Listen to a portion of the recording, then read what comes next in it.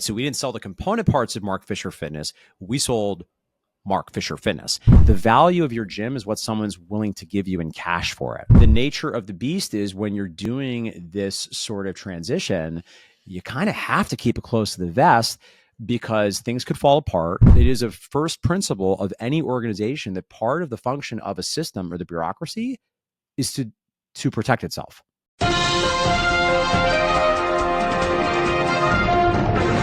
Hello and welcome to Gym World Worldwide. I am your host, John Franklin. Joined with me, as always, my friend, lover of quiche, hater of cake, Mateo Lopez. And joined with me sometimes is business guru, owner of Business for Unicorns, and former gym owner, Mark Fisher. Recently unemployed Mark Fisher. That's right. Yeah, you can see the 5 o'clock shadow, the hair coming out. We're starting 10 minutes late, and it's just it's all letting himself go. Just letting himself. It's all chaos without the structure of my schedule. Everything's crumbling. I'm so high right now.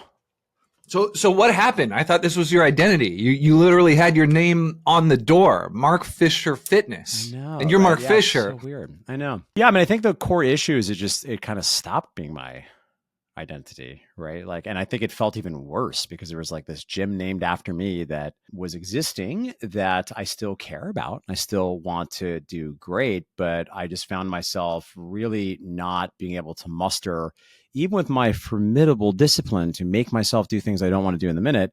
More and more, it just became very clear that the types of things I was being called upon to do, I just kind of didn't want to do anymore. And certainly, we can get more into the weeds about this, but I think one of my personal big takeaways, and I know this has been a frequent topic of the show, right? Can you run a gym if you're not there? And I think the answer is yes, sometimes.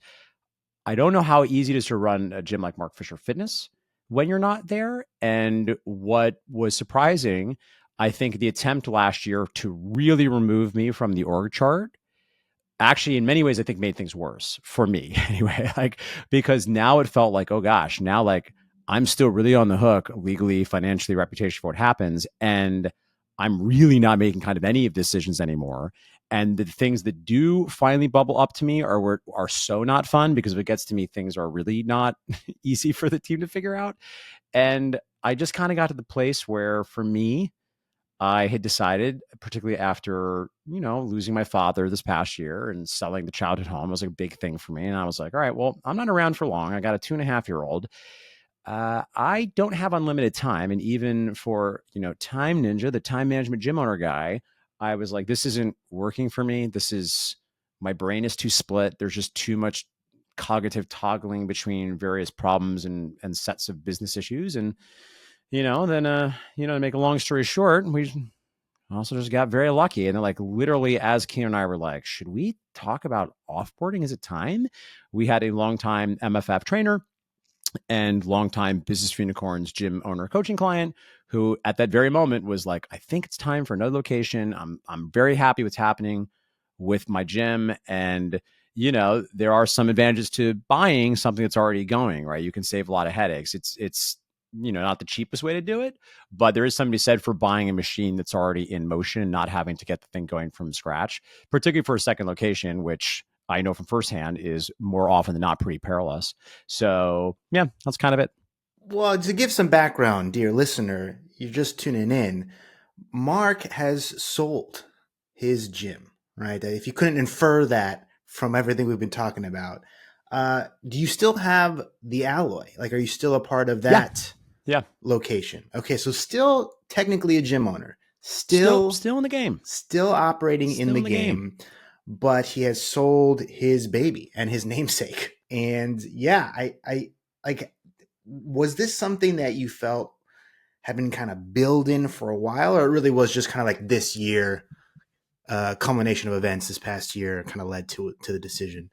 It's so funny because memory is so fallible. So because I can't help but be offensively transparent, my honest answer, I don't really know. My sense of it is, my internal story looking back is, it was relatively quick. I think I don't remember thinking much about this as recently as even a year and a half ago. And once it happened, I think it became very clear to me. And again, I think whether this is like precisely true or not, my internal story is that, yeah, like once my father passed and once we sold my childhood home, and also, as you know firsthand, John, like as your kids get older, they get cooler in many ways, but a different kind of capacity is required. I think, Sheen and I took a minute to find our sea legs also being back in New York, which for the most part has been net a massive positive, but certainly adds some complexities to our life that we didn't have when we were lonely and bored, in upstate New York. So yeah, my sense is it happened like relatively quickly.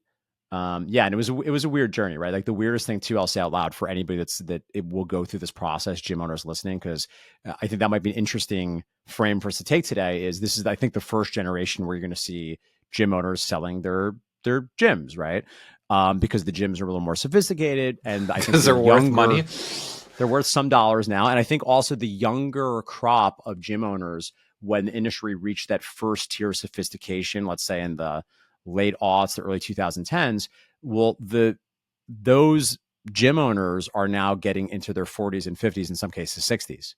So they're starting to think about, okay, what is like kind of my next gig here? Like, do I want to transition out of the grind of particularly running a gym like MFF, that's as complex as it is, that's like not a set it and forget it. I love it so much. She's my baby girl, and she's an amazing gym in many, many ways, but it's just not the simplest model.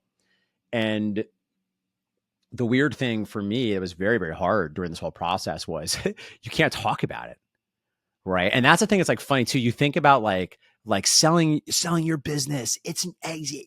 Yeah. Now, first of all, to state the obvious, I sold the gym. It's not like I sold my business for $80 million. Right. So that's certainly one piece. But I think the other thing that was very difficult for me is I'm such a transparent person, and I'm on podcasts and I'm giving talks and I'm sometimes seeing my team. And the nature of the beast is when you're doing this sort of transition, you kind of have to keep it close to the vest because things could fall apart. It could create more harm than benefit if people find out a little bit too early, and that's, I think, something Kieran and I did really, really well, which might be too granular, but I'll let you all decide. I think is the way we dripped out the communications. In retrospect, I'm like, that part we crushed, right? Which kind of makes sense. I think that's, Keeler and I collective, perhaps superpower. But that was so hard because we're in fudge. We're trying to make some decisions for the business, but we want the new owner to be involved, and the leadership team knows, and they're not allowed to talk to other people. And the person who gets the real golden prize here, I'll pull up for any follow-up questions you have, is a friend of the show, Emily Strassfeld, who people might know, our director of possibilities at Mark Fisher Fitness, our sales director, and she's married to a trainer on the team. And Emily, and maybe you look up to her as a team member for this or judge her as a wife, did not tell Sam. She didn't break. And then they're both like incredible humans. So she didn't snitch. Wow. She didn't snitch. And it's hard to think of actually another couple where you really would trust everybody kept it on the down low. And there wasn't even conflict because Sam is so upstanding and logical. I know Sam was like, oh, yeah. Okay, well, thanks for telling me. I understand why you couldn't. There's no beef there. Now, Sam did know that we were sunsetting our 6-week makeover program. I did give him the heads up about that. And that was the thing that people, I think, kind of knew was coming. I think the actual sale was shocking to people that were not knowing what was happening, which is all the weirder because it takes months to get this kind of thing figured out. It's not like a 2-week process. So yeah, I definitely would have been a conversation in our household if she didn't snitch, Yeah, I even told her actually with Emily, but also because again, Sam has the highest integrity of anyone. I mean, that guy, he is so like rock solid integrity that I would have been fine if she told him. But maybe it made her life a little bit simpler, and clearly they both nailed it and are deeply in love and all is well. And yeah, I love them both. I don't think we mentioned it originally, so maybe we should step back. This is not a like rinky dink operation. For those that aren't familiar and have been listening to the show for a long time, number one, what are you doing with your life? Why? Number two, Mark, maybe you give them a background of the actual gym before we get into the situation. So the old micro story of Mark Fisher Fitness, it was a gym founded in 2012. I had been an actor in New York City. I developed a niche in the Broadway community, and I wanted to make something for my friends. So the key things to know about MFF is the tagline is ridiculous humans, serious fitness. And both of those things are very important, right? And it might be interesting to, as we talk about some of the things I'm learning now as I'm helping with this transition, but one thing I'll say that historically has been very important to us is like the serious fitness. So if you're a gym owner, like we got some nerds up in that piece. It's always been very important to us that the product is good, that the service is good. And I think that's always been an underappreciated element of why we've done so well. I think why most people have known us is over the years, it's made a lot of money for this type of business, right? So I think we did nearly 34 million over the 12 years of my stewardship, 13 years, whatever it was.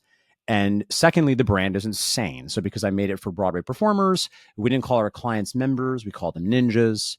It's not a gym, it's the enchanted ninja clubhouse of glory and dreams. The mascot is the unicorn. It's very like pink and rainbow and glitter, and that's evolved a little bit. It's a little more like an 80s neon vibe, which you can tell if you go to our Kilo Design website.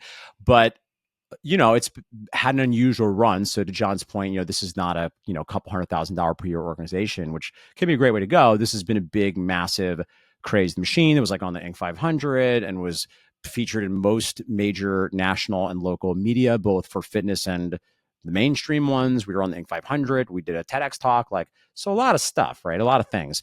And I share that not to brag, but just to give context that because it's such an atypical thing, it was some of the things about the sale were maybe a little bit atypical for what an average gym owner might expect. And that's what I wanted. I wanted that context before we dig into this, because I'm assuming you guys were still fairly profitable, right, when you sold? Yeah, we were doing good. Yeah, I mean, I think the profitability had been declining. That was like part of the thing, and I knew that wow, this could be a really good gym. But I knew some band-aids needed to be ripped off. Among them, for some more context for listeners, so the thing that really gave birth, the unicorn vagina that birthed Mark Fisher Fitness, was maybe the first 6-week program. Yes, I don't know. I was going to say. Maybe other people were doing it, but baby, and it's funny. I'm going to write a love letter, by the way. This is funny. You'll appreciate this. I've decided I need to write a love letter to Tony Horton and P90X because I owe everything to Tony Horton, because in 2009, 2010, people were so into P90X, and I was so angry because at this point, I'm the greatest trainer in the world because I've read every book you can read about training. I'm literally the greatest trainer in the world. So because of that, I know that Tony Horton and Muscle Confusion is stupid. And I listen to Mike Boyle and Dan John. That's stupid. So I was like, well, I want to make a program for my friends. And I landed kind of randomly on 6 because literally my calculus in the head was like, well, 4 weeks won't really be long enough to see the sort of physique transformations I want. But I don't know, 10, 12 weeks, that gets kind of long. So let's just do 6 weeks. I named it in retrospect, inexplicably, Snatched in 6 weeks, which I knew, has other connotations for some people, one of which being a kettlebell swing. But also in the Broadway community and in the gay community, Snatched is a metaphor for ripped, right? Like, you look snatched, hunty, right? That, and I didn't even know that wasn't common parlance, right? To just give you a sense of how you thought everyone knew what it meant. Yeah. I mean, there were certain gay bars in Hell's Kitchen that I didn't know were gay bars till I was like 33, or I was like, whoa, wait a minute. There's no, because I would go there with like all my friends that were like gay men and women, and we'd all hang out and we'd party in the bar. But anyway, so that program has been going for years and years and years. And in its peak years, that program alone did nearly $1 million, right? It's just one service line, like just mamma jamma.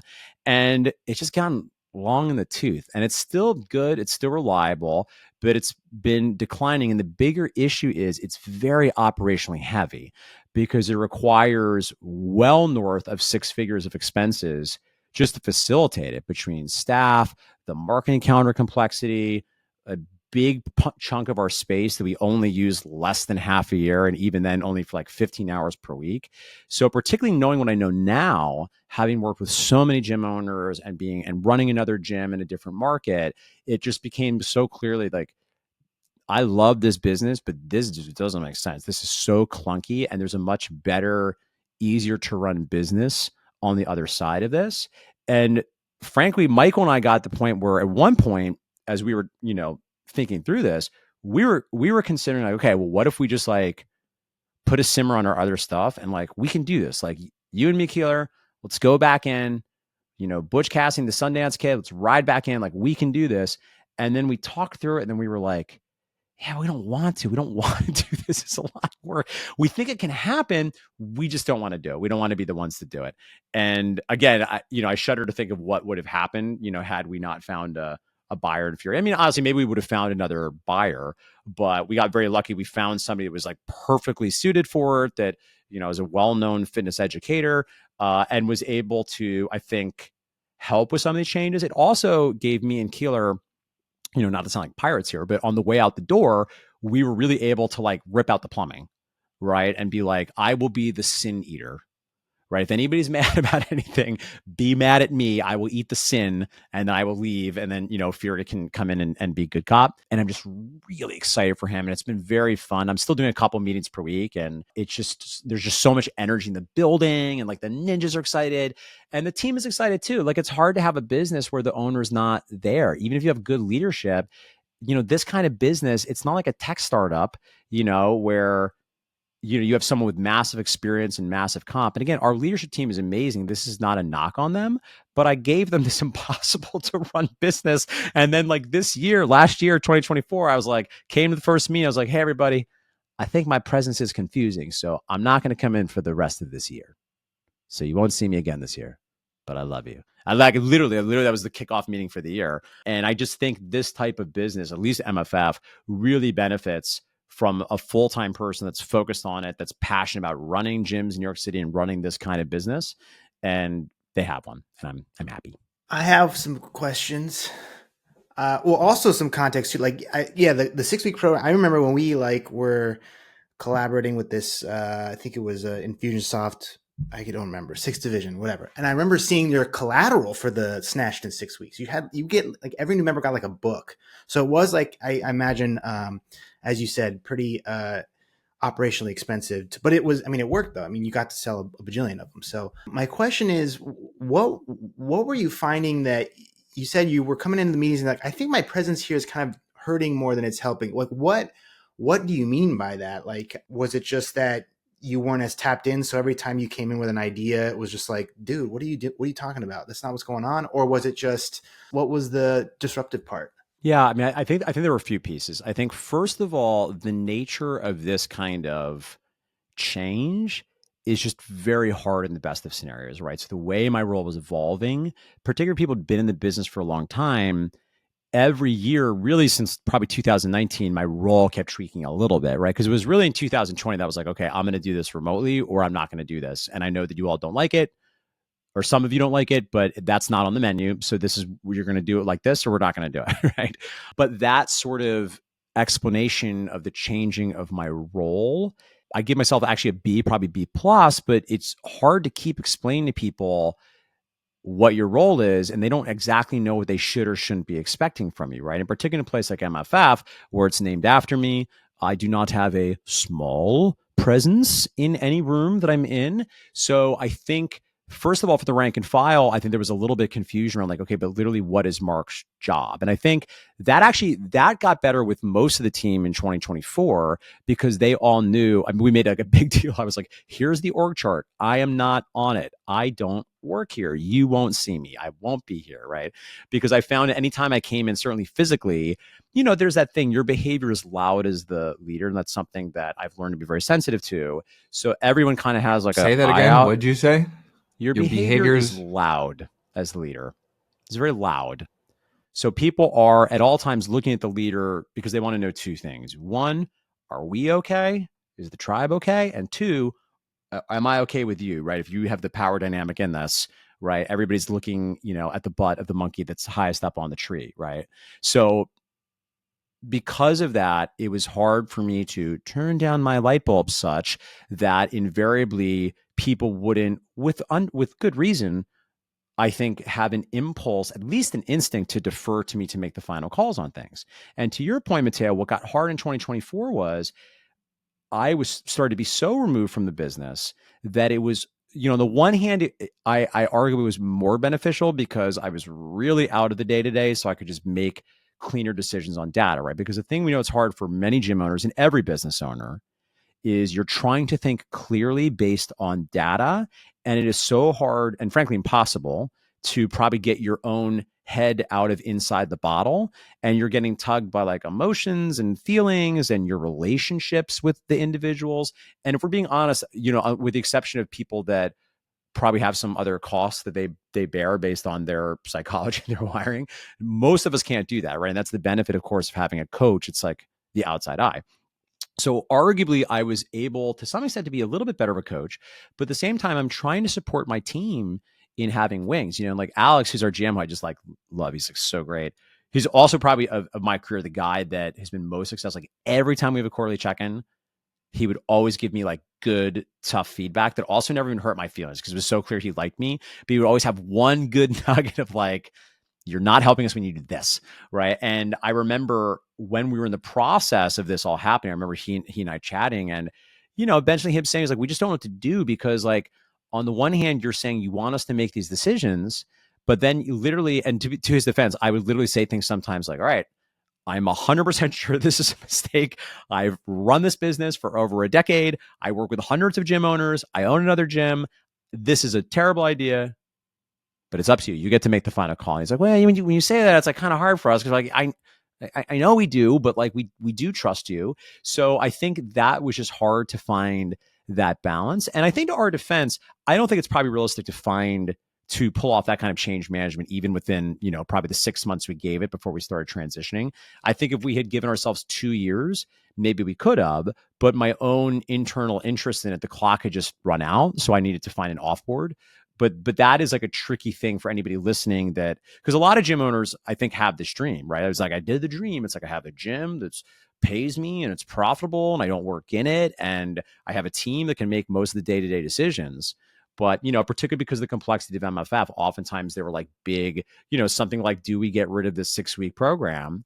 And then sometimes you're in the tough position, which I was in a couple times in our history, where I'm pretty sure this is the right thing, but you all disagree with me. So, because amongst those chickens, the Snatch program, which listen, I love, I created that program. That program gave me everything, right? So it's not that I don't have emotions for it, but what I now understand is the team had way more emotional buy into that program, in part because a lot of what their job was doing that program. And it is a first principle of any organization that part of the function of a system or the bureaucracy is to protect itself, right? Like I'm sure you guys have seen that. Like you put somebody on salary and sometimes they'll just start thinking of things to do that aren't really moving the ball forward because they want to contribute and they're not always clear, and they're just on some level trying to justify their job. I don't mean to make it sound like it's that negative. Oftentimes, like they're trying to contribute, but based on their role and their salary, they just might not have the skill set to really understand how to prioritize.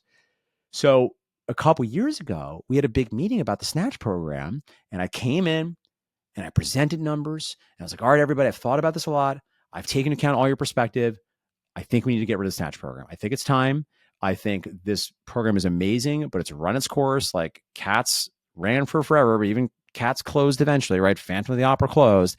I think this is providing too much complexity for the business. I think if you actually analyze it, it's not as profitable as you think because we're having members freeze and we have all these extra associated expenses.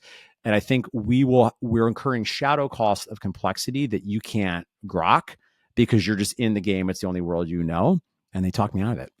They talked me. And again, to be fair, like none of us knew, right? I think we were all hoping like, well, what if we market differently or revamp it or whatever? I don't know. Hindsight's always 2020, but in retrospect, and I think ultimately it's obviously all worked out fine, but I was like, oh, I think I was actually right about that then. And that was a moment where I should have been willing to make you all very angry with me and do what I thought was best. But the upside is, certainly we took the longer route. I incurred probably less of a morale cost and a gnashing of teeth because by the time we did it, everybody was on the same page, like, okay, we've been trying it.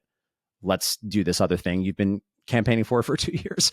So that's, I think, a micro example of the sort of complexity when you're trying to run the business and you're not there on the day to day. Because it's true, there'll always be like, yeah, but you don't know what's in the dirt. You're in the sky, right? So how are you going to weigh in on this? You don't even know what's in the dirt. You're just floating up with the clouds. I'm like, I know, but and they weren't wrong. So I think it's better to have. I think for this to work, I think will be because Fury's going to, not be there full time. He has another gym, but I think it's very hard to I do think you have to taste the soup. I think for this scale of a business, it's very hard to do it completely remotely.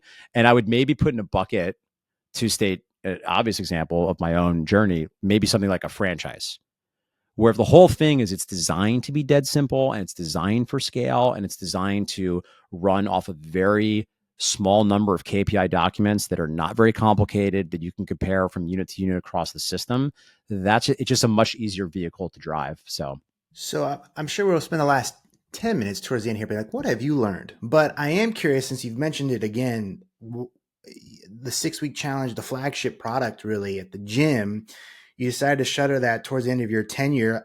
Now that you have the alloy location, you're working with all these gym owners with Business for Unicorns. Like, so why was that not working? What are you doing instead, or what would you do instead to drive new member growth?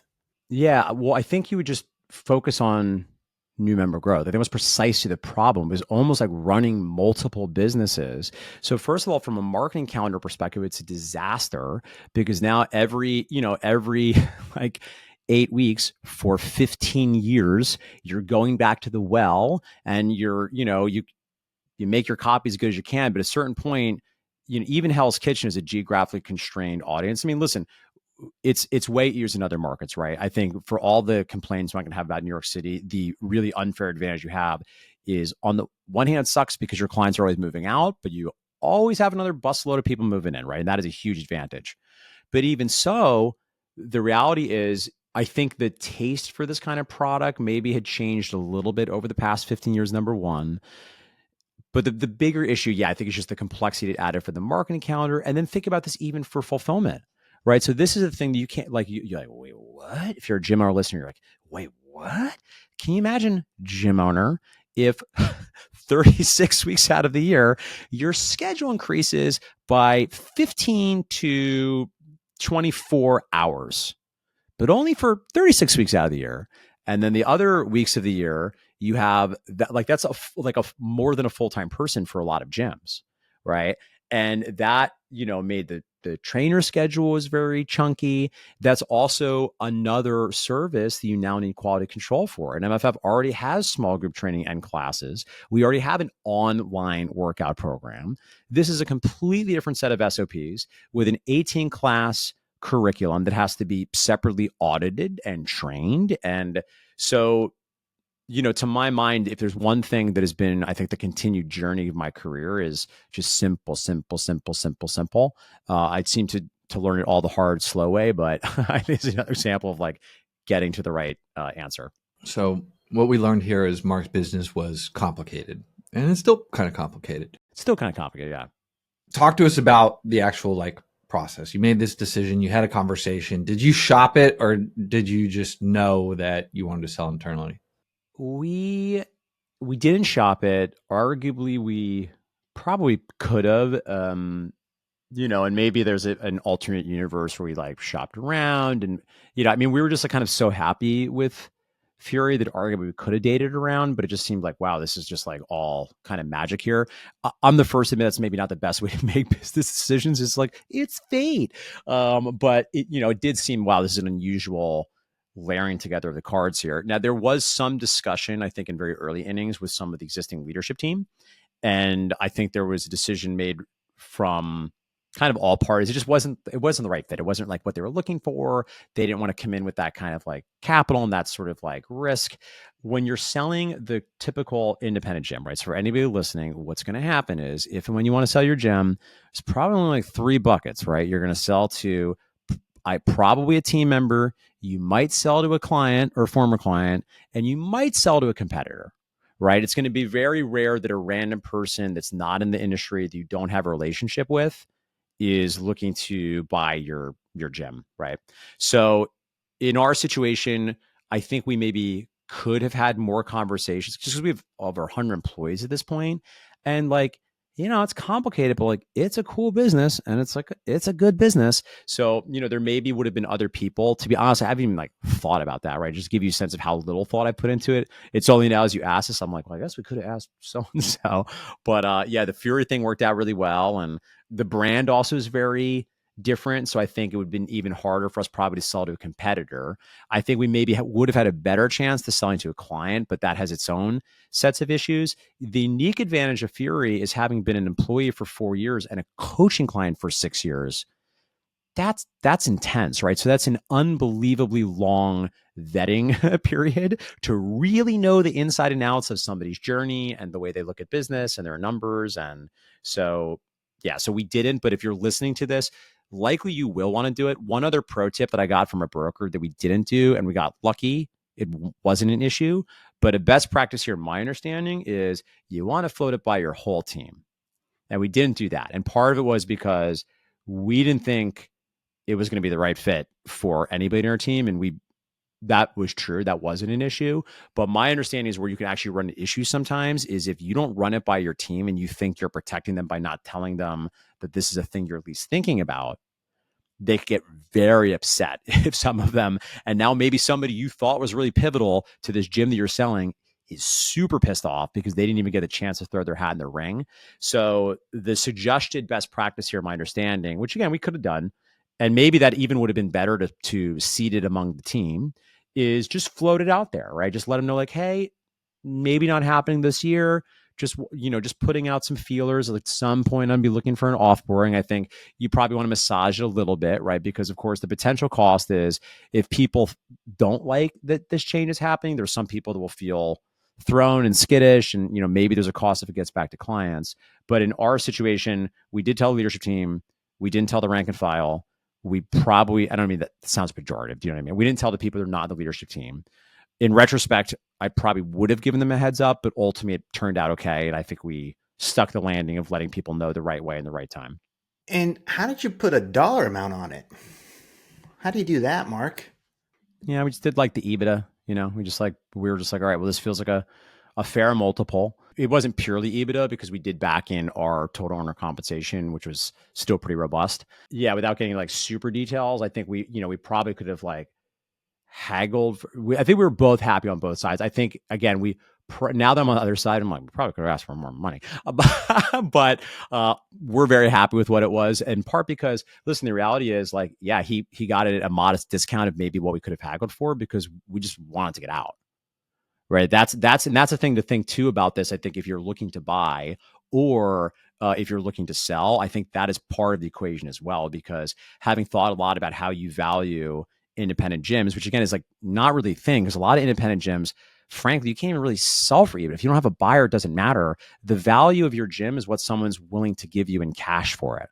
Right. And there's other things you can do, right? Like you can do things like we're doing seller financing, right? So but that's another kind of discount too. Like on our end, it's like, all right, well, if we're going to wait, that has to be factored in too a little bit because now we're taking more risk, and in our situation, what we did was we also created a absolute like worst case scenario, doesn't matter. Like this is what we're going to get even in a worst case scenario. I think the other thing too, that's interesting for people to know if they go on this adventure that just to have on your radar, I think this is probably obvious, gym owners, just get ready for the lawyers.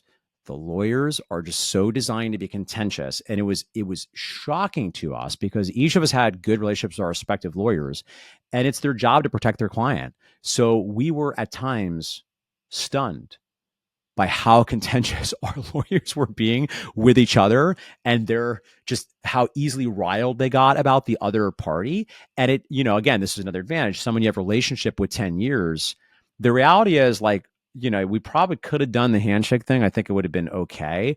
The reason why I don't think that's ever a good idea is it is useful to have someone help you think through every bad thing that could happen, right? That's the benefit of the contract. You think through every way this could go wrong, and then you think about it in advance so that way you have a clear plan for whatever worst case scenario can happen. And if we didn't have lawyers, we couldn't have done that. Even so, I think, there's a great book called Speed of Trust by Stephen Covey's son. He talks a lot about like Warren Buffett saves so much money and time because Warren Buffett does handshake deals. Like the lawyers look at it, but I'm Warren Buffett. I'm not going to, no, we're not going to do tons of diligence. Like I'm Warren Buffett. You can trust me. And they're like, okay, Warren Buffett, I'm not saying this was exactly that, but I would say that another advantage of having somebody you've really, been working with for 10 years is there's just so much trust in each other's like character and integrity because you've just seen each other's 10 years of behavior of like doing the right thing, that also probably saved a lot of time and money. You said something important there that I think is a good point to touch on for people listening, especially if you don't own a gym and want to, right? If you are in a position where you are running a gym with an absentee owner, like Mark mentioned previously, that is an annoying situation at times, especially if the person who owns the gym has a very big personality. But there are a lot of instances in which that turns into whatever they are working on that move them away from their baby becomes successful as well, and they want to get rid of their gym.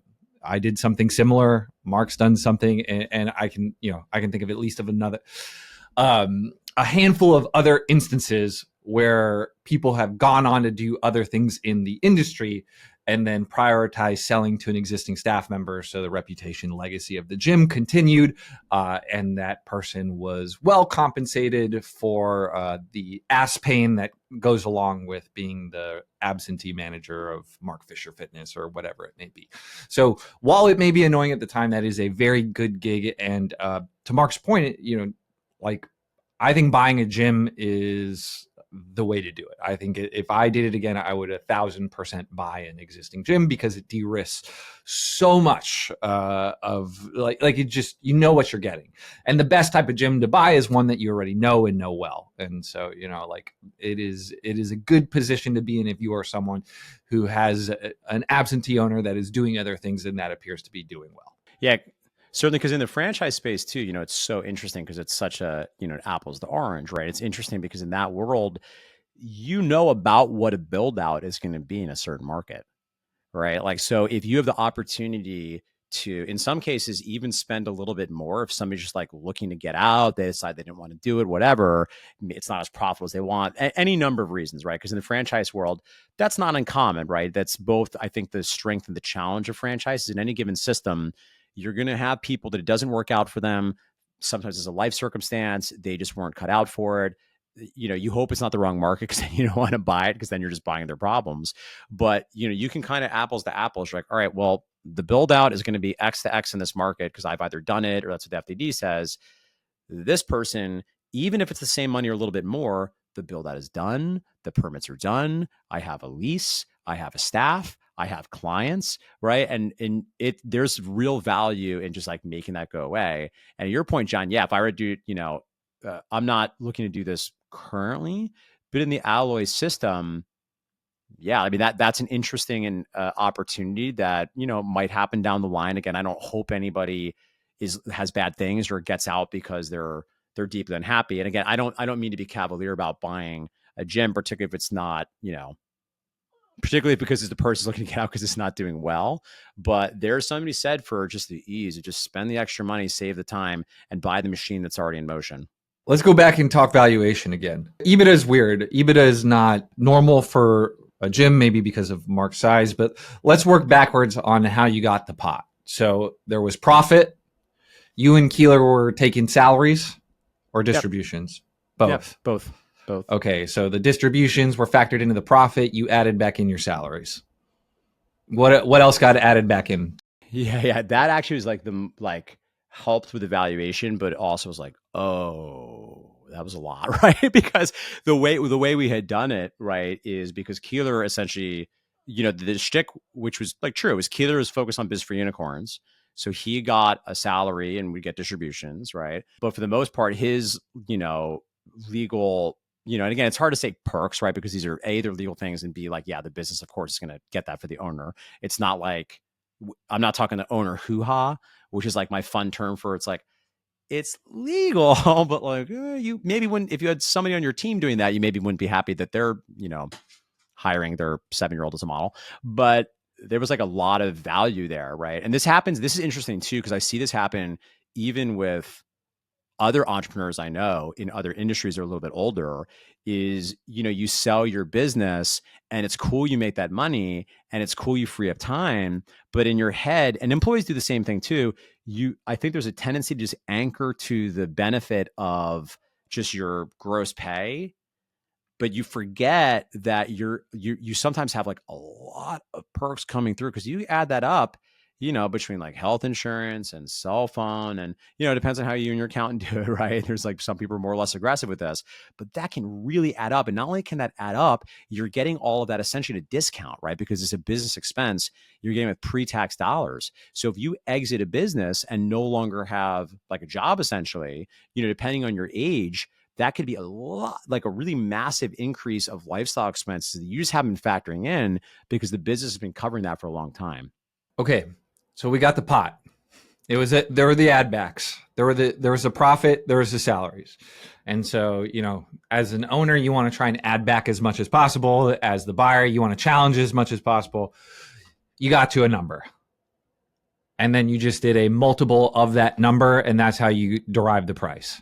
Pretty much. And I think like, even more like stupid, I think we did some rounding, right? So we didn't get like a weird number. Yeah, I mean, that's basically the extent of it too. The other thing that was a little bit unusual about our situation too is we also, because this is what makes it complicated, right? Because you're factoring a lot of things, right? You're like, oh, well, you're seller financing, so it should be more. Or like, oh, but I want to get out, so it could be less. Oh, but could be door, right? So we also considered the fact that this new version of MFF should actually be much more profitable, right? Should actually be, certainly from a margin perspective and even absolute dollars, it should be simpler, easier business to run. Now, to be fair, part of why it's like so much cheaper to run is two owners are gone. So that was one piece of it.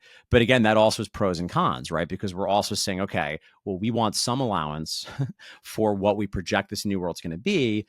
But let's also be honest, it's not the new world yet, right? We think this is what's going to happen, but like there's, we can't guarantee, like, what if, I don't know, what if all like the clients, decide like, I don't want anybody but Mark to. Well, that was my question, right? Because that would be my pushback. It's like, well, I'll take this off your hands, Mark, but it's successful because there's a famous guy attached to it, Mark Fisher Fitness. It's the Mark Fisher Fitness gym, Yeah, And so now I'm buying your kind of headache. Not that it's your headache, but Yeah. I'm buying Yeah, it. yeah, I'm taking it off your yeah. hands, but Yeah. now it may not be so successful as you're saying because it's Yeah. not Mark Fisher Fitness anymore, the guy who's Yeah. been on TV. So Yeah. anyway, well, listen, how did you manage that? Yeah, and I think that was like a fair thing. Oddly, that didn't come up a lot, in part because I am well known in certain circles of the fitness industry, and obviously my name is known to the clientele, but I haven't really been in the building in like 5 years, right? And I stopped coaching classes 9 years ago, so it wasn't as if people in the building, like the actual current set of clients, look to me as anything other than either, if they never met me, a creepy sort of ghost that floats around that's ethereal that may or may not be a hologram, or grandpa that like long left to the farm. If they knew me, it was like grandpa went away to the old folks home and he's gone. And sometimes he visits and it's nice to see him, but grandpa, he's the old folks home now. So that was less of an issue, I think, for us, our collective, because again, I share the same concerns too, right? Because again, seller financing, you have some skin in the game, like it has to go well, right? Not only that, but also I care about these people, I care about this business, and ultimately, I'll just say briefly, that is, I think, one thing that I think I'm there now, but I know is hard. And what I talk with a lot about friends of mine that have sold businesses is the hard thing. It's like it's really not up to me now, right? Like I care about that place. I think they're going to do great. I'm going to help, but I'm not in charge anymore. Like I can't make those calls. And as far as the clients carrying, the other thing too, and this is the thing that's interesting that was going on for me that maybe a gym owner relate to, and I don't know why. And this is like my like people pleasery thing. I was now, and I don't even know why now. I was so anxious that the clients were going to be mad at me. Right. Like I told Craig on our team before we launched this email, I was like, just so you know, Craig, get ready. We're going to get at least a couple really hurtful emails where they're like, I have been waiting to tell you how much this place has changed and you have betrayed us and let us down. And I'm like, waiting for that to happen. And in retrospect, I think this is just like such a clear example of some things I just need to work through in therapy, because why would they even done that? So number one, the actual response was mostly like oh, interesting. Congrats, cool, Mark. Good for you. Okay. And that's it, right? Because like, again, they don't really have a day-to-day with me anyway, right? They're not going to get my once a week, email marketing, but like that's one piece. Further, the other thing that became clear to me after I did it, I was like, oh, it's sort of like if you have ever, I don't know if you gentlemen have ever let somebody go. And the reality is if I'm working with somebody, okay, and they're on my team and I want to keep working with them, I have a very little tolerance for not being clean, right? Which is I have a very little tolerance that if somebody I'm on my team and I know I'm not clean. I know when I hear their name, I'm like, or I know when they walk in the door, a part of me like tightens up my chest. Like I'm going to have that chat because I just can't tolerate. And that's not me saying like, oh, I'm so amazing. I always have the chat. I have integrity. That's just like, I don't have the emotional tolerance. I just need to like, we're going to have the chat. I'm going to say what I need to say. I'm going to listen to you. We're going to hug it out. Right. Well, if you've ever let somebody go, that kind of goes away. Like at a certain point when you're letting somebody go, you're like, this is not working out.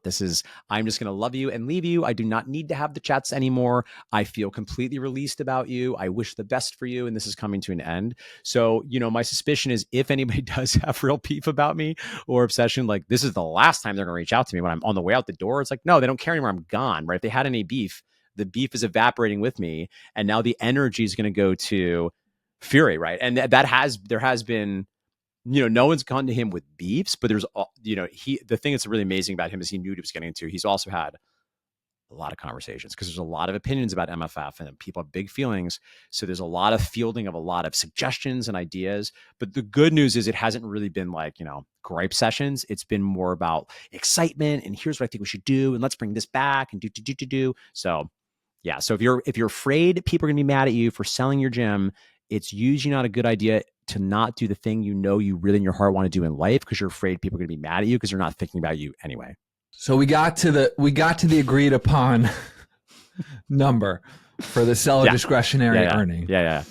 How'd you go about the turns? So how'd you go about the multiple? Can you give us like a general ballpark of what it was and why you got there? For gym owners who have really big aspirations, think their gym fucking kicks ass. What can they expect? Yeah, the honest to God is embarrassing. I don't remember offhand, but I want to say it was like 2.25. If like I'm doing the math in my head, it was about 2.25. And you financed 100%? Yeah, there was like a very modest down payment, but the terms were very favorable. The terms were, the terms like we're waiting a few months before it even happens. Like, this is a long-term game. And again, we're taking some risk with this. On the back end, again, we did negotiate. There's like a certain amount that like no matter what happens is going to be coming to us. But we were very favorable on the financing terms because for me, again, it's like also at this point in my life, it's like I also like I just don't need a car front. Like I'm good. I'm really good. So I'm happy for this just to be like a nice revenue stream for several years that I don't think much about. So for me, that felt right. And again, if you're looking to sell your gym, you should just know in your head that that's a thing to do. And again, you should know that it is fair of you. And I think that's the interesting about the conversation, right? We could almost make a list of like, when these things are in place, you should ask for more money.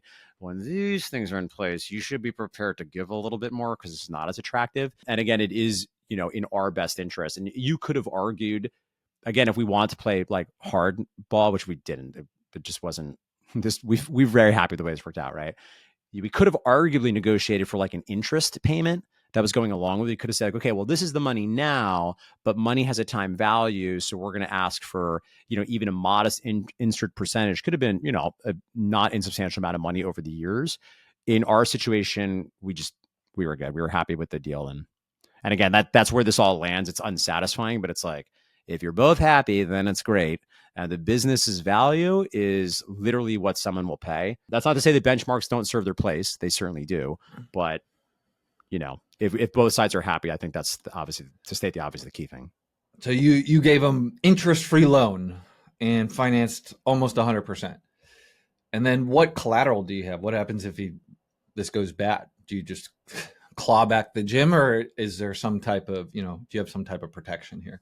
Yeah, I don't get into the specifics of what's going on, but there are consequences, and we would get the money. And again, even that, like, listen, God forbid, listen, the way the contract is set up, the contract is lawyered, it sounds like. Yeah, it's lawyered. Like we're the contract says we're good. I don't know, like to be transparent, if you're listening, Fury, like, I don't know, like an absolute worst case apocalypse scenario, even then we probably would work something out. Like, I care about this guy. This is not purely like a business transaction for me, because this is the thing too. You think about like businesses, think about businesses in real estate. Okay. So this is, if I can pull on this metaphor, I think this is salient for this. The thing that is asymmetrical in a real estate transaction, if you're buying your home, you're a sucker. You are the sucker. And they're going to sell you on the emotion, and they're going to sell you on, can't you see your family growing up here? And a home is not just an investment. it's a home, right? And then and often the buyer will, in competitive markets, they'll write a letter to the owner about how much I see my family here in this home that you've loved. But guess what? The seller, some sellers will have some attached in their home, and that's why they're often they overvalue. They just can't believe it's not worth as much as they think it is, right? But in general, they're like, give me money, give me as much money. I'm selling it, right? And maybe that's a thing that could play here with the business space. I've been sort of fully thought through this metaphor, but that's the emotions will play a role here too, right? Because and usually this plays a role with invariably the owner tends to. I don't think we did.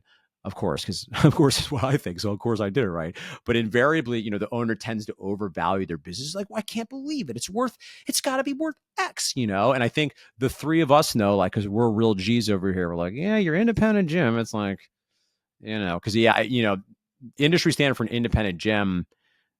I think again, there's no set thing because it's whatever you can sell it for. But you're not even going to get two a lot of the times. And admittedly, this will depend on the absolute amount of revenue, and you have to factor in those 12 other things we've discussed throughout this podcast. But the average gym will basically either liquidate and or sell the used equipment, they sell the lease, and they sell the contact list. And that's that. And you should be happy in a lot of situations to get that, because if the gym is really not well run and there are no SOPs and it's not profitable, with love, you don't have anything to sell, right? Who's going to, and not only that, but again, who's going to buy, right? You have to think through, it's going to be your client, your team, and a competitor, same thing. If a competitor is buying your contact list, but the business isn't making money, you get some equipment, you get a lease, you get a contact list, and that doesn't have no value, but it's not going to be 3 times even your incredibly modest EBIT in some situations. Hey, gym owners, are you looking for a way to generate more leads, close more sales, and increase client retention? Introducing Kilo. We are a software company that gives gym owners the tools they need to increase revenue and run a successful gym. With Kilo, you get a beautifully designed website to capture more leads, an integrated marketing automation platform to increase sales, and our gym management software so you can add new client memberships, process payments, and organize your class schedule. If you're ready to upgrade your gym management software, book a call at usekilo.com. So one of the things we didn't talk about is timeline. So you mentioned angry lawyers. You mentioned taking a long time.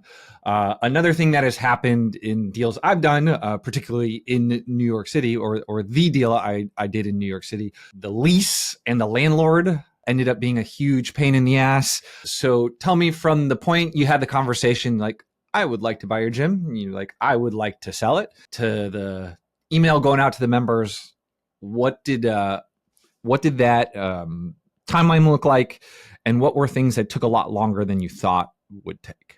So first of all, I'll say net, we were real lucky in that actually nothing to this went about as smooth as we could have imagined. So, I would say knock on wood, but I guess it's sold now. So we started conversations with Fury. I think it was in July, maybe early August. January 1st was December 31st was when the deal was signed. January 2nd, we were at Chase signing over the bank account access. The announcement to the team and the members happened, I think, the third week of, I'd have to look back. I think it was the second week of November. I'd have to look back to find it out, but I think it was, obviously further along in the journey, because we need to make sure we still weren't over the finish line, but we'd signed letter of intent by that point. We'd made sure that none of the big barriers were going to get in the way. We'd agreed on the high level terms. And then we just knew we needed a few weeks of just lawyering up these, well, have you thought about this thing? Or what if this weird thing happens? Which again was valuable. I don't mean to make it sound like we're not going to the lawyers. I think that's very important. Nothing took longer than I thought it would. I mean, to answer your question around our experience with the lease, which is going to vary. Listen, we're lucky in that I've had a very good relationship with our landlord. It's another, I think, good example of do your best to have a good relationship with your landlord, which I realize is not always going to happen. Sometimes you're dealing with, a German billionaire, that is running it through a global conglomerate. Yeah. So it's hard to I sent you flowers. Can we be people? My landlord is a relatively smaller landlord, but they have, they're legit. They have New York buildings. I've known them for many, many, many years now. We've gone through a lot together. We just got lucky. I think it's just been a good relationship, and they're Greek guys and we've like had it out and we like, like definitely yelled at each other sometimes over the years. And ultimately, I think that really helped with this because listen, we weren't sure the way it was going to go because Fury is a different person. Now, structure, the thing to understand, what you have to look in your lease, and this is pretty easy to find out, is different leases are structured differently. And further, this is getting too granular for this convo, but we did a stock sale. So we didn't do what's called an asset sale. So we didn't sell all of the things. We sold the whole thing, right? So we didn't sell the component parts of Mark Fisher Fitness. We sold Mark Fisher Fitness. And since the lease was with the corporate entity of Mark Fisher Fitness, the way our lease was structured, there wasn't a ton they could have done. To be honest, I'm still not even sure. There was some confusion around, okay, maybe this one clause means that they have some ability to oversee the right of assignment if the business is sold. ChatGPT said like, yep, they can stop it. My lawyers were like, nope, they can't. We also went through some weird things too. It didn't take longer than I would have thought, but that did lead to some hairy moments at the end because they were, essentially there was debate about who they were going to allow to be the guarantor or not, or the guarantee, and did you even need a guarantor? And ultimately, again, to the credits of my landlord, there's a very favorable good guy guarantee. So another way that really reduces risk on this is, and I'm coming to understand this is actually not that standard. So again, thank you, landlords, where it's like, yep, just give us a few months notice that you tried and it didn't work out, and we'll keep security deposit and that'll be that. And then we'll start looking for other tenants, right? It's not the thing like, oh, you're on the hook for 10 years. There's nothing you can do. Yes, that ultimately worked out okay. I know that, Fury would share if he was on this podcast, he felt stressed about that because he didn't have a relationship with them. And like, they're like, New York guys, their face don't move a lot. Right. So, and he didn't have an experience with me. Like I've been through these guys, right? We went through like COVID, like, I have a real appreciation more so than ever about my relationship with them. And I'm happy Fury's got them because I think they're legit. So, Mark, what have we learned throughout this process? Well, the first thing I'll say is if anybody wants to read a blog post, perhaps we can throw it if we do either in show notes or an email. Like I wrote like a pretty chunky, like here's why this happened that I think covers some of this territory, but maybe we'll give some other nuance and maybe touch on some other things. I'll give you one thing that is hard to really action that I should have known, but has been very surprising, but shouldn't have been surprising. Like as soon as even I knew I was selling the business. I knew I was selling it. Like it was like a light switch went off. Once it was sold and I didn't own it anymore, it became even clearer about certain changes that need to be made. And it becomes like, like there's no more, which is weird because it's like I still have the relationships with the people that this would impact, right? It wasn't like I have new data or new information, but I have greater conviction and clarity like, this is what needs to happen. Now, good news, bad news is ultimately it's not my call anyway, right? And I almost wonder if that's part of it. Maybe like the stress of me having to make the call and bear the consequence prevented me on some level from seeing the things that now seem obvious. And by the way, we should also question whether now they actually are that obvious. Maybe now there's a certain hubris that comes because it's like, well, it's not no skin off my back. So this is what I think you should do. I'll just tell like it is, right? But I do think if in fact it is true that I can see things more clearly now, just as a thought experiment for listeners, it's an interesting, and this is a game you play sometimes, right? You're like, what if you hired a CEO and they came into your business and they didn't know anybody and they like, it's a good thought experiment, but it's just hard to do that thought experiment. And I don't know if it's even thing most humans are capable of doing. And as we've discussed earlier in this podcast, it's part of the function I think of a great coach is this outside eye that you trust. It's like, believe me, like this is what you probably should consider. But even though with a coach, the reality is you still know they don't know all the context, right? Any coach, a good one's going to have humility, right? A lot of old coaches, I think, like, unfortunately, because they're so out of it and they don't have skin in the game, get maybe a little too confident, like, oh, I know, it's one of these. I've seen one of these, because they don't know the context. This is a little bit different because I'm getting, I think, maybe some of the benefit of the distance. And now I don't have the consequence, but I got all the context, right? So that has just been an interesting thing, whether it's actionable or not, try the thought experiment, but that has been surprising, even though maybe it shouldn't have been. So make decisions about your business as if there were no consequences. Be a cold-hearted capitalist. Just think about the money. YOLO, think about the money. Every decision. Yes. You'll be good to go. Just only think about the money. Fuck everybody who's in us. Do well. Yes. Well, you have to bleep me out. I'm sorry, I cussed. So we'll link down to your blog post about the process, and I thought it was very good, so people can find you there. Mark, where should people go if they want to find us? If they want to find you two or me, If they want to find us, if they want to, let's say, you have a situation where there is a gym that's just relying on 6-week challenges, and they need to get lots of leads, and they need to manage a lot of different leads. And, if there was a set of tools that could help them, do that, do you think it would be easier? And if the answer is yes, what would that tool be called, and where would people go to get that tool? you should sign up for Kilo. It's KILLO.com. Kilo.com. That's definitely the website. That's where you go. But actually, I love this. This is the end of the podcast. I think I'm going to steal this at the end. Instead of where can listeners find more about you? It's like, where can listeners find more about our business? Do you know? So just a quick addendum. It's a usekilo.com. Just a quick update, just a small tweak. Well, sure. I mean, surely you all have bought the domain of the more obvious KILLO.com. I mean, that's what everyone's going to go to naturally. I'm sure you have a domain. I'm going to look right now, because if not, someone's going to buy it. A competitor's going to buy it, and then steal. And then endorsed by Mark Fisher Fitness. Yes. So we have to make sure this gets done. And Teo, there's also let's say you got members and you got to manage them and collect payments. Is there a tool that they can use to do that? Yeah, Kilo Gym Management Software is a tool that they can use. You can use to do that. And you can find out more about that at usekilo.com. Oh, God, Mark, it's for sale for 9,000 euros. God, I don't even know what that is. All right. So don't go to KILLO.com, or wire us 9,000 euros, and then we can buy it, and then you can go there, and we'd love you for that. But in the meantime, go to usekilo.com, get some stuff. And then Mark, throw yourself a little bone there. We appreciate it. Me? You want to talk about me? Oh, God, you want to talk about me?